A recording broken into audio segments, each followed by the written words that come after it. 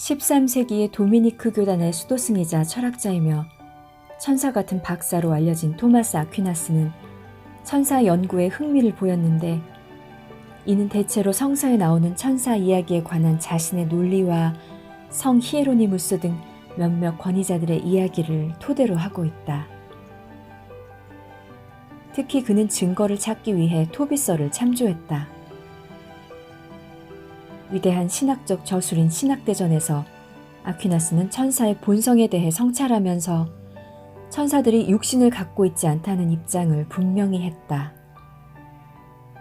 즉 그들은 그저 우리와 같은 육신을 갖고 있지 않을 뿐 아니라 빛이나 공기 등 살과 피보다 훨씬 더 섬세한 재료로 만들어진 존재도 아니라는 것이다.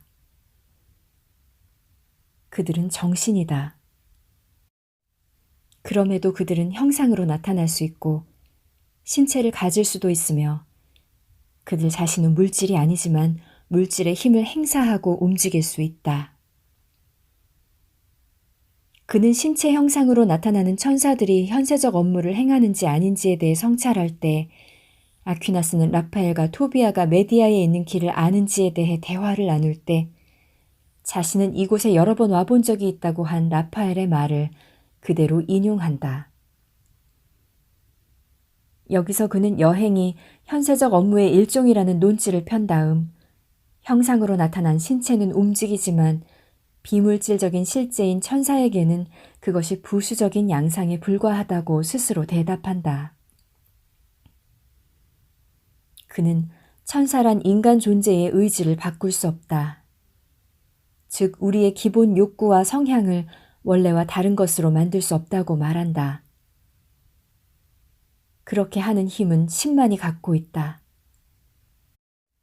그러나 천사들은 우리를 신과 덕성 쪽으로 인도하고 그것과 상반되는 타락천사 혹은 악마의 권유에 저항하도록 도와주는 특효가 있는 바람직한 물건과 이미지를 보여줌으로써 우리를 설득하고 영향을 미칠 수 있다.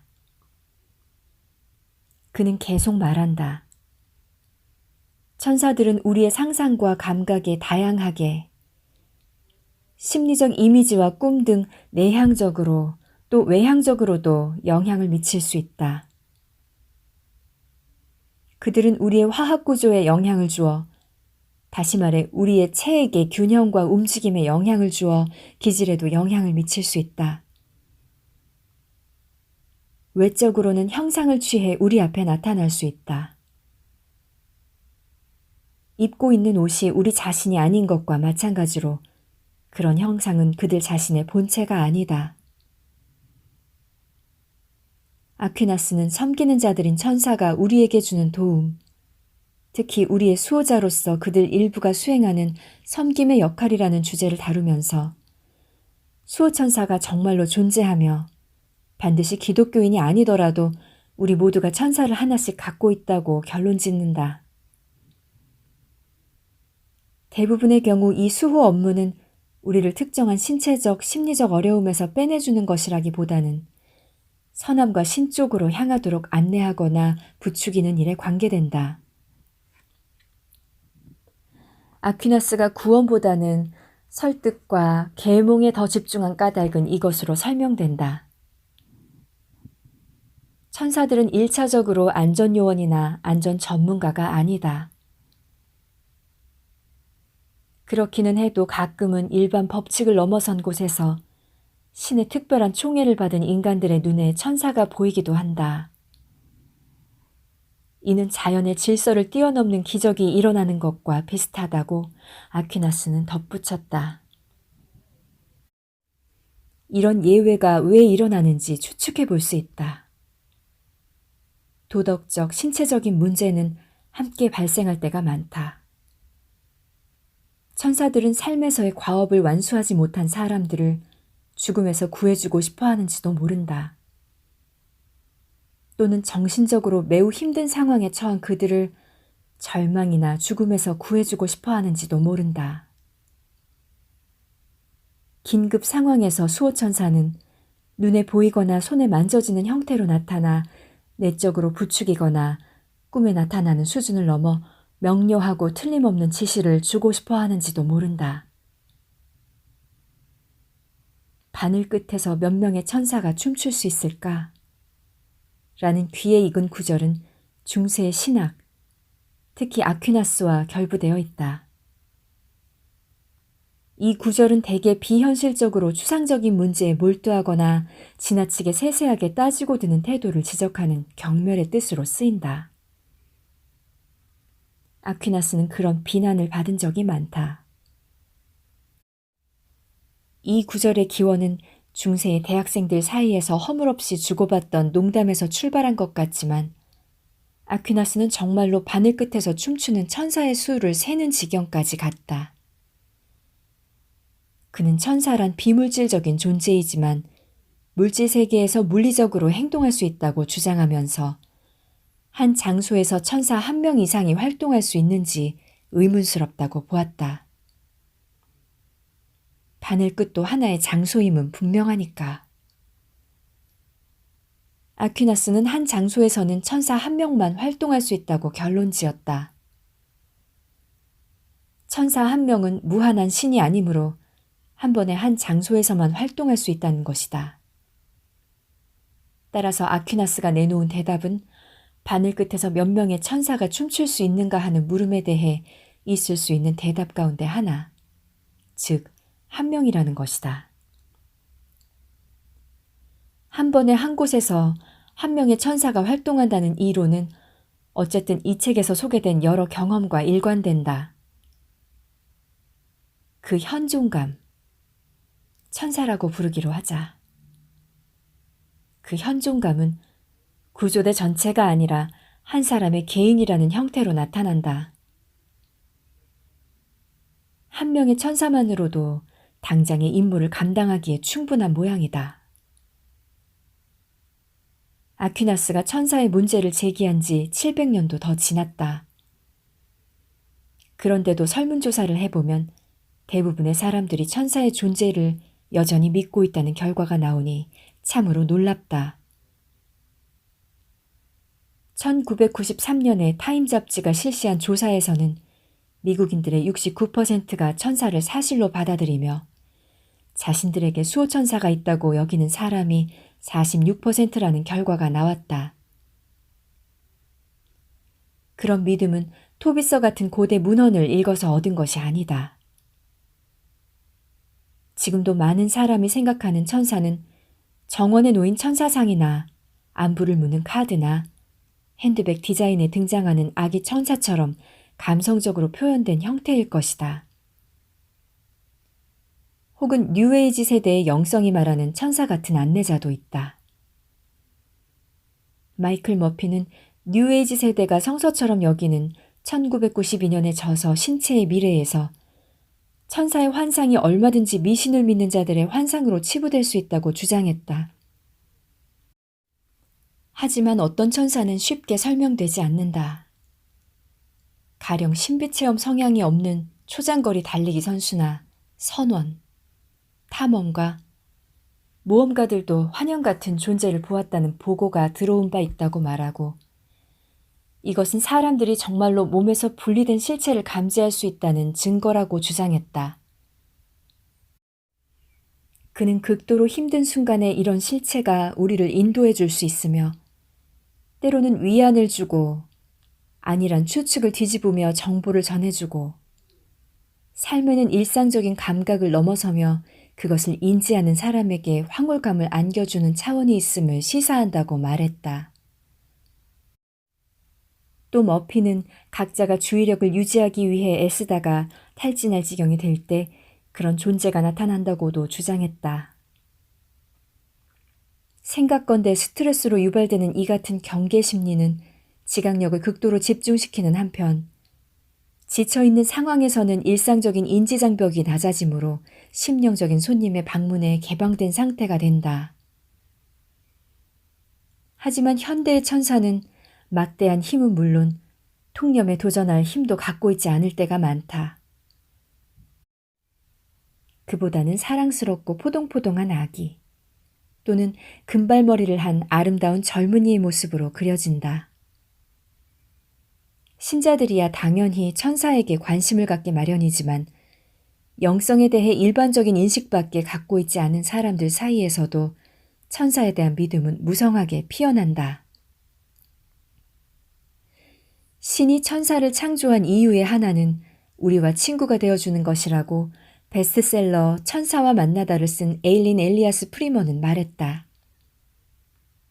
하지만 많은 사람들은 그 일이 신과 별 상관이 없다고 여길 것이고 우정이라는 개념은 완전히 이기적인 것일 때가 많다. 사람들은 천사를 집안에서 일하는 하인 같은 존재, 편리한 주차 장소를 찾거나 체중을 줄이는 일 따위에 하찮은 임무를 처리하는 데 도움이 되는 존재로 여기곤 한다. 해럴드 블룸은 새천년대의 나쁜 조짐에서 함께 있다는 느낌과 무조건적 사랑을 주기 위해 존재하는 간의 애완동물의 천사를 비유한다. 천사가 맡은 원래 임무가 무엇이든 지금 그들의 1차적 업무는 미국인들을 안심시키는 것으로 보인다고 블룸은 썼다. 론 디프란체스코가 세계무역센터에서 만난 천사는 이와 달랐다. 또 미국 해군 조종사 2명을 도와준 천사 역시 달랐다. 그들은 모두 진짜 천사의 계시처럼 나타났으며 이집트에서 악령 아스모데우스를 묶어놓은 천사, 혹은 자연 법칙을 초월하여 사자굴에서 다니엘을 보호해준 천사와 동일한 존재로 보인다. 윌리엄 제임스는 1902년에 나온 영향력 있는 연구서 종교적 경험의 다양성에서 그런 현상을 다음과 같이 설명했다. 이는 마치 인간의 의식 속에 어떤 구체적이고 특정한 감각보다 더 깊고 더 보편적인 실제감, 객관적 현존의 느낌, 적이 있는 무엇이라고 말할 만한 지각이 있는 것과 같다. 제임스는 생사가 걸린 체험을 했던 사람들이 말해준 현존의 사례가 아니라 흔한 환경에서 매일 겪는 경험의 사례를 연구의 토대로 삼았다. 소설가 헨리 제임스의 형이자 하버드 대학의 교수인 윌리엄 제임스는 철학자, 심리학자였다.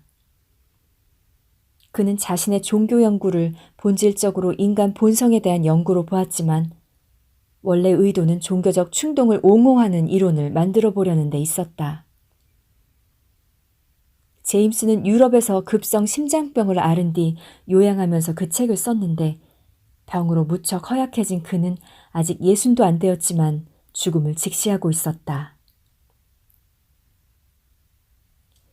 이 책은 종교적 체험에 관련된 인간 본성의 여러 가지 양상을 다룬 개괄적 서술이다.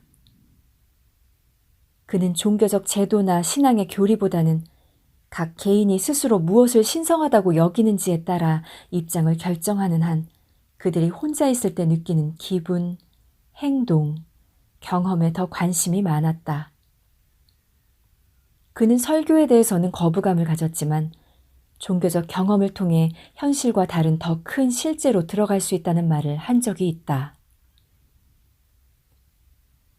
우리 존재의 아득한 한계가 그저 납득될 만한 상식적 세계로부터 완전히 다른 존재 차원으로 뛰어드는 것 같다. 그가 수집한 종교의 인지적 경험 중에는 보이지 않는 존재에 대한 이야기들이 있었다. 제임스는 이렇게 썼다. 환각이 불완전하게 발전하는 경우가 자주 있다.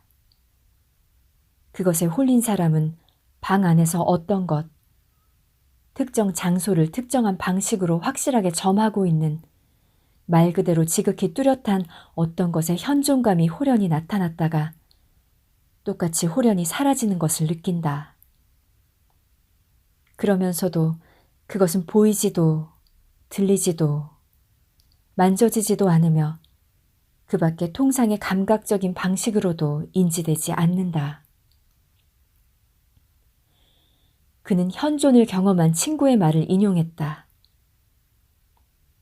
그것은 뭐라고 말로는 표현할 수 없지만 보통 살아있는 사람이 가까이 있을 때 느끼게 되는 그런 함께 있음의 확실성보다 믿을 수 없을 정도로 더 강한 인식이었다. 뭔가가 내게 가까이 있는데 일상적인 지각보다 더 강력하게 실제한다는 느낌이었다. 또 언젠가 그 친구는 매우 절박하고도 강렬하게, 돌연하게 느껴지는 현존감을 묘사했다. 하지만 이번에는 그곳에 뭔가가 있다는 단순한 의식 이상의 것이었다. 보편적인 행복감, 뭔가 지울 수 없이 좋은 어떤 것이 있다는 놀랄만한 인식이 함께 섞여 있었다. 시를 읽거나 어떤 풍경이나 꽃을 구경할 때, 혹은 음악을 들을 때처럼 모호한 것도 아니었다. 일종의 막강한 존재가 가까이 있다는 확실한 인식이 있었고, 그 뒤에는 그에 대한 기억이 실제에 대한 하나의 지각으로서 계속 남아 있었다. 제임스는 1895년에 출판된 글도 인용했다.